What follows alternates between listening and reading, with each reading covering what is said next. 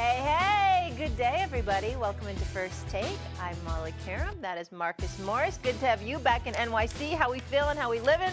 Real good. Sunny weather. Stephen A. in OKC. And we got Gilbert Arenas. Hey, fellas.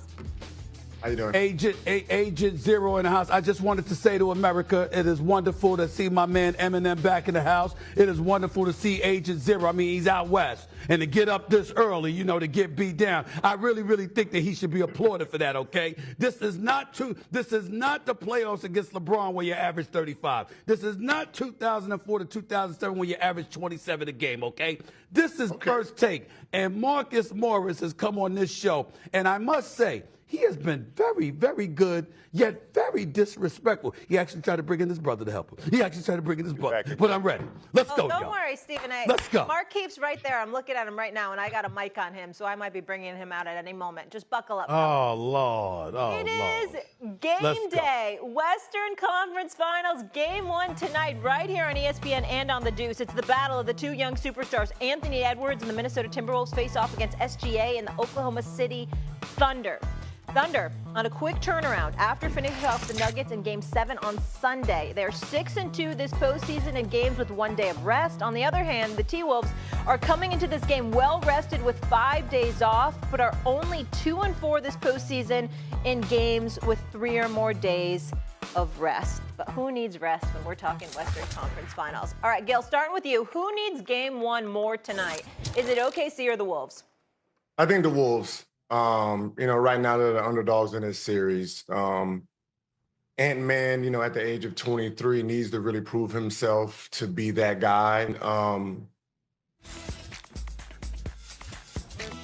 They really need to rise to the occasion for this series, so they do need Game 1, see if they can steal it in OKC. S.A.? I disagree with Agent Zero. He's not starting off on a good note. Oklahoma City needs this game.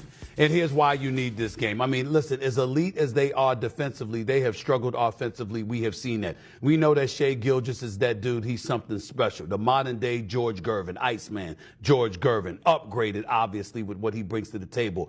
But this dude, Ant-Man, is something special to behold. Make no mistake about it. And I think that when you are Oklahoma City and you have the home court advantage, I understand the thinking about Minnesota needing to be that team, particularly when OKC just finished with a 7-game series. The flip side to that, however, is that you do have home court advantage. That's something that you want to maintain in this series. You don't want to find yourself in a hole where off bat you got to go to Minnesota to steal one in order to regain home court advantage and ultimately end up forcing a Game 7 in this series. I just think that when you look at what Minnesota brings to the table themselves collectively on the defensive side of the ball, when you consider the difference maker that Ant-Man can be and he wants to be, he seems somebody that appears to be tailor-made for this moment. We still wondering about that with OKC. And that's why I think if you're OKC, you need to roll up in here and send a message that we're in the Western Conference Finals for a reason. We've been the best team in the NBA during the regular season the last 2 years. We got some noise to make, and we're going to let you know that's exactly what we're here to do. They need to send that message tonight in Game 1. I think if you're Minnesota and you end up winning this game, that's a huge advantage for you. Marcus, talk to me. Definitely a huge advantage. I feel like it's definitely pressure on OKC to win this game, right? Let's go back to the first game of the Lakers series when Minnesota went in there and set the tempo, right? Like that led into the rest of that series, right? Like Minnesota's a team that thrives off of confidence. They thrive off of their guy, like being there, being in the light. OKC has to match that. They have to take care of home court advantage because these are young guns that's playing. Like they're going to be playing extremely hard. They're going to match each other's tempo, but if Minnesota get this game tonight, we might be having that same conversation we was having with the Lakers. We call that a gentleman's sweep. I feel as though they need to win this game because Minnesota is out for blood. Gil, to that you say what? I don't know if they're watching TV because we just witnessed OKC laugh off Denver after they lost games. They've shown poise. They've shown that they don't get rattled very easy. And we just watched Timberwolves struggle offensively against a Golden State Warriors that didn't have anyone that can score the ball outside of Steph Curry. So they do need it. They do need Game 1 and possibly Game 2 to have a chance in this series, but I don't think OKC is stressing nothing about this series. Stephen A? Well, let me ask you a question, Gil. What were your thoughts about what you saw from OKC in terms of their struggles offensively periodically during this series? Obviously, they blew Denver out, blew them out of the gym on a couple of occasions. But there were a couple of games that series in the semifinals where they definitely struggled. They struggled flagrantly offensively. Defensively, they always showed up, and we get it. But I forgot which game it was where neither could score for the first half of crying out loud. It was just an ugly, ugly game. And you found yourself, at least in a couple of games when the game waned, they were struggling offensively. You're looking for Jalen Williams to step up and be that dude, which he was in Game 7. Game 4, 5, and 6 was a different matter, okay? You looked at the other pieces around it. There was a shot here or there, whether it was Dort or somebody else that would make a shot, but you saw them struggling offensively. What do you make of that? You're not concerned about that at all?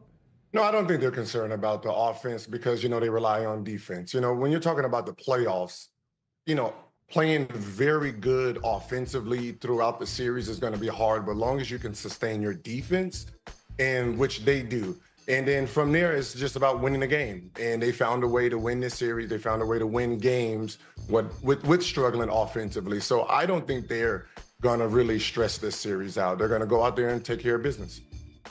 They pose two different problems. Like you look at the Denver squad, and Shai did laugh that off, but Denver was up early in OKC, right? Like they made an adjustment and put Caruso on big fella, and it slowed the game down. And then Denver didn't adjust, right? Like so, that wasn't a cakewalk. Like you've seen a lot of flaws on OKC. And one thing they didn't have to guard that they will have to guard now. Is wing guys that can get a bucket from 3 different levels. This was a Jokic-based series. Everything was ran through Jokic. Now they have a few guys that can put the ball on the ground, create open shots. I just think that they're primed to create troubles for OKC. Even if they are a great defensive team, you still have great players on Minnesota that can get in the paint, that plays together. And Finchie got those guys running. I don't think it's that simple. Like if you lose that first game with what we've seen from Minnesota and the guys that they've taken down, yes, they didn't score the ball well against the Warriors. The Warriors couldn't score at all. Like when Steph went down, they couldn't score at all. So what does that say about Minnesota's defense, right? Like you playing against guys that have intangibles that can switch out, and you got Gobert, one of the best defensive centers in the game. If OKC don't handle business this first game, it could get ugly. S.A.? I got to throw something out, Molly. I don't know if you heard. I mean, there's a really, really good show. There's a really good show on YouTube. I mean, it's called Gil's Arena, and, he's got Gilbert Arenas is the star. You got Swaggy P up in the house, my man Kenyon Martin, obviously Rashad McKenzie and the crew. I don't know if you missed it, but there was a segment or an episode where somebody, refresh my memory, Gilbert, somebody was wearing a clown suit or something because they said that they were going to wear it if Minnesota actually won, because there was no way in hell that they were going to beat the Los Angeles Lakers. I mean, I don't want to speculate, Gil. Am I right about that? And if so, who's wearing that? Who's wearing that outfit? Who's that? Listen, I'm a diehard Laker fan, so I'm going to die on that. I'm going to die on that sword, right? Right. I'll wear another. So you picked the Lakers. Yes. So you picked the Lakers against Minnesota. That's what you did. Of course. I just wanted to make sure. And I'm picking OK. So the emotion now. Okay, all right. I just wanted to make sure I was clear. And Markeith, I know he's agreeing with his brother. I ain't throwing him. I ain't mean to do that, Markeith. My bad. I ain't mean to do that to Markeith. But I'm just saying. I just had to bring up the facts. That's all. I just wanted to bring up the facts, Markeith, you want to come out or you want to wait a minute?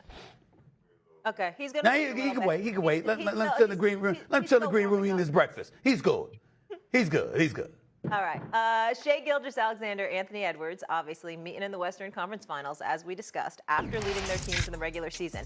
This will be the first time, though, the top 2 players in total points face off in either the conference or NBA Finals since 2015. Remember who that was? Steph Curry and James Harden. Last year in February, SA talked with Ant-Man about how he matches up with the MVP favorite. Let's flash back, folks. On the record saying that when you look to the future, the guys that are ready to take the mantle, the kind of young bloods that we're going to look at, he brought up your name, He brought up Shai Gilgeous Alexander. Your thoughts about that? I think that's dope because I think he's exactly right.